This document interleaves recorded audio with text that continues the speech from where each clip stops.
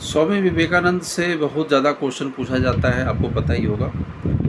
और अभी तक तो इससे प्रश्न नहीं आया है। अधिकतर क्वेश्चन जो आता है वो सिविल के आईएएस के क्वेश्चन आए हुए हैं एक दो बार।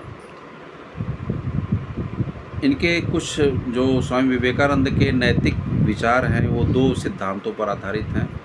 पहला इनका जो सिद्धांत है वो प्रेम और एकता पर आधारित है। तो स्वामी विवेकानंद का जो आधार है वो है प्रेम और नैतिकता।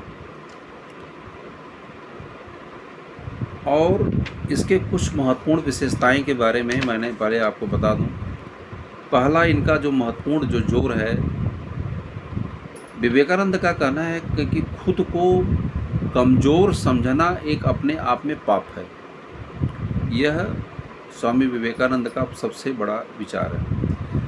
दूसरा है नैतिकता की शुरुआत कहाँ से होती है, तो इनका ये कहना है कि आत्मविश्वास और आत्मशक्ति से ही नैतिकता का विकास होता है। एकदम अलग विचारधारा इनकी है और यह कमजोरी को सबसे बड़ा नैतिक दोष मानते हैं।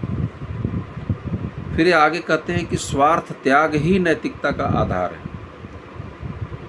कि जितना स्वार्थ उतना ही अनैतिकता है। तो स्वार्थ को ही एक अनैतिकता का माध्यम मानते हैं और प्रेम को विस्तार मानते हैं और स्वार्थ को संकुचन मानते हैं, यानी सीमितता मानते हैं।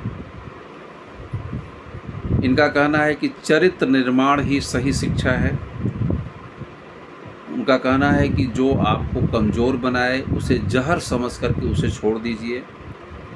उनका कहना है कि सभी प्राणियों में एक ही आत्मा है, एक ही ईश्वर है, इसीलिए सभी के साथ में बराबर भ्रातृत्व और बराबरी का जो है सभी के साथ में व्यवहार करना चाहिए। उनका कहना है कि चूँकि सभी प्राणियों में ईश्वर साक्षात ईश्वर विद्यमान है, तो अपने भक्त योग में वह कहते हैं कि सभी व्यक्तियों में ईश्वर देखना यह अपने आप में बहुत बड़ी नैतिकता है। इसीलिए वो दरिद्र नारायण कहते हैं कि जो गरीब से गरीब आदमी है, चूँकि उसके अंदर साक्षात ईश्वर बैठा हुआ है, इसीलिए उन्होंने दरिद्र नारायण शब्द का इन्होंने प्रयोग किया। ज्ञान योग में वे विवेक से एकता का बोध कराते हैं और वह कहते हैं कि नैतिकता बौद्धिकता स्तर पर मजबूत होती है। तो वो पहले भावनात्मक दार्शनिक स्तर पर, फिर भावनात्मक स्तर पर, फिर ज्ञानात्मक स्तर पर, यानी उसको ज्ञानात्मक स्तर पर ले जाने की बात करते हैं। तात्विक अर्थ पर कहते हैं कि सभी व्यक्तियों में एक ही ईश्वर विद्यमान है, तो उसको एक तर्क के रूप में स्थापित करने का, यानी विचारधारा के रूप में स्थापित करने का वो प्रयास करते हैं। उनका कहना है कि जो शिक्षा का उद्देश्य है वो चरित्र है, साहस है, एकाग्रता है, नैतिकता है। राजयोग में वह कहते हैं कि मन नियंत्रण से नैतिक जीवन संभव हो जाता है।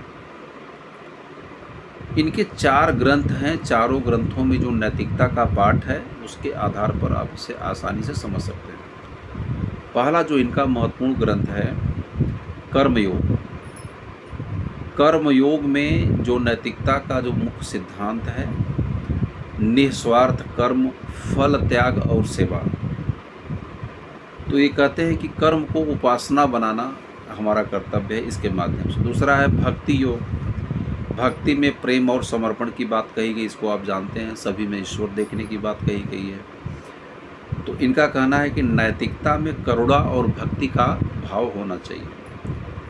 तीसरा है ज्ञान योग, जो इनकी तीसरी किताब है। ज्ञान योग में विवेक की बात की गई है, एकत्व की बात की गई है और माया से ऊपर उठने की बात कही गई है। ज्ञान योग में बौद्धिक शुद्धता की बात पर जोर देते हैं और सत्यनिष्ठा पर जो जोर देते हैं, इंटीग्रिटी पर।